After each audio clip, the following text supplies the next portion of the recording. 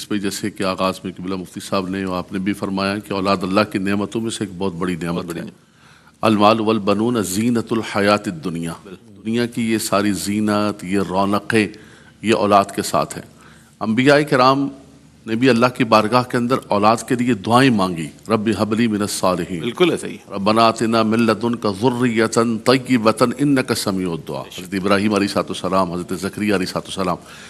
لیکن وہی اولاد انسان کے لیے زینت بھی ہے، انسان کے لیے صدقہ جاریہ بھی بن جاتی ہے اگر انسان اس اولاد کی تربیت کرے۔ اللہ کے نبی صلی اللہ علیہ وسلم نے فرمایا کہ والدین اپنے اولاد کو جو تحائف دیتے ہیں، گفٹ دیتے ہیں، اس میں سب سے بہترین تحفہ ما نحل والد ولدا افضل من ادب حسن، انسان ان کو بہترین ادب سکھائے اور بہترین تربیت دے۔ بالکل، ہم کہتے ہیں کہ میں اپنے بچوں کے لیے، بھائی یہ کیا کر رہے ہو، بچوں کے لیے محنت کر رہے ہو، بچوں کے لیے، تو آپ جتنے بھی گفٹس دیتے ہیں اس میں سب سے بہترین تحفہ ہے کہ ان کو آپ تعلیم و تربیت دیں، ان کو ادب سکھائیں۔ اللہ اکبر۔ کیا بات۔ اب رہا یہ سوال کہ اولاد کی تربیت کس انداز کے ساتھ کی جانی چاہیے اور اس کے حوالے سے کیا ہے، دیکھیں اس کا اسلوب آپ دیکھیں تو یہی اسلوب ہے کہ اولاد کی تربیت انسان محبت و پیار و نرمی کے ساتھ کرے۔ قرآن مجید فرقان حمید کی ایک مبارک سورت ہے سورہ لقمان۔ حکیم لقمان نے اپنے بیٹے کی تربیت فرمائی۔ کیا بات۔ آپ دیکھیں ہر جملے پہ وہ کیا کہہ رہے ہیں، یا بنیا، اے میرے بیٹے، اے میرے بیٹے، یا بنیا لا تشرک باللہ ان الشرک لظلم، اللہ اللہ اللہ، میرے بیٹے سب سے پہلے اللہ کے ساتھ کسی کو شریک نہ کرنا۔ میرے بیٹے تمہارا، جیسے موسیٰ نے فرمایا نا کہ ترتیب وار عقائد، اے میرے بیٹے تمہارا اللہ کی ذات پر ایمان اور توکل بہت مضبوط ہونا چاہیے۔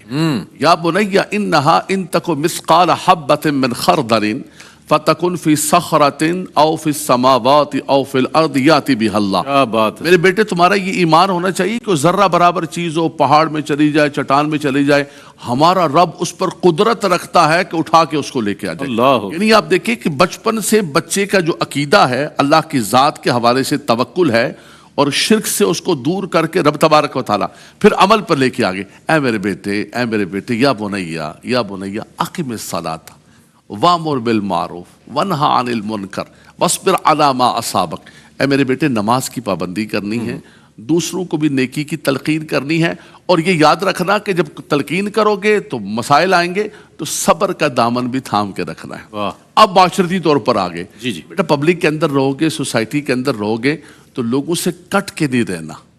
وَلَا تُصَعِّرْ خَدَّكَ لِلنَّاسِ وَلَا تَمْشِ فِي الْأَرْضِ مَرَحًا، نہ تکبر کے ساتھ زمین پر چلنا، نہ اپنے گال کو لوگوں سے پھیر لینا تکبر کرتے ہوئے، اور میرے بیٹے اپنی زندگی کے اندر ایک بیلنس لے کر آنا، تمہاری گفتگو میں، تمہارے چلن میں، تمہاری ہر چیز کے اندر ایک اعتدال ہونا چاہیے، بالکل آؤٹ آف وے نہ ہو۔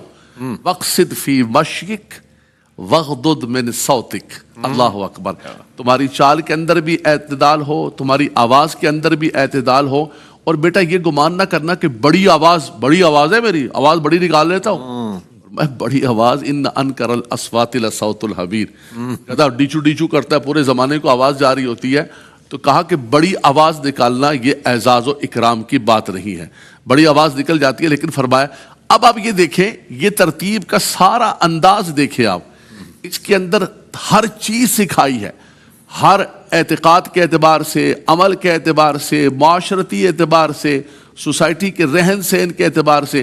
جب بچہ اس اعتبار سے تربیت کی جائے تو پھر کیا ہوتا ہے کہ انسان دنیا سے چلا گیا، اذا مات الانسان انقطع عنہ عملہ الا من ثلاثۃ صدقۃ جاریۃ، علم ينتفع به او ولد صالح يدعو له۔ کیا بات ہے، سبحان۔ ہاتھ اٹھا کے دعائیں دے رہا ہوگا، خدایا وہ میرے والدین جنہوں نے مجھے ایسی تربیت فرمائی، مجھے ایسی چیزیں سکھا کے گئے، میرا دین سکھا کے گئے، میری دنیا و آخرت اچھی کر کے گئے، فرمایا کہ یہ تب ہوگا کہ تم اپنی اولاد کی تربیت کرو گے، ورنہ یہی مال صدقہ جاریہ بنتا ہے، یہی اولاد صدقہ جاریہ بنتی ہے، یہی اولاد تمہارے لیے آزمائش اور فطرہ بن جاتی ہے۔ انما اموالکم و اولادکم فتنہ یا ایھا الذین آمنوا لا تلہکم اموالکم ولا اولادکم عن ذکر اللہ ومن یفعل ذلک فاولئک ھم الخاسرون، اسی اولاد اور مال کی وجہ سے کہیں تم خسارے اور نقصان کے اندر نہ چلے۔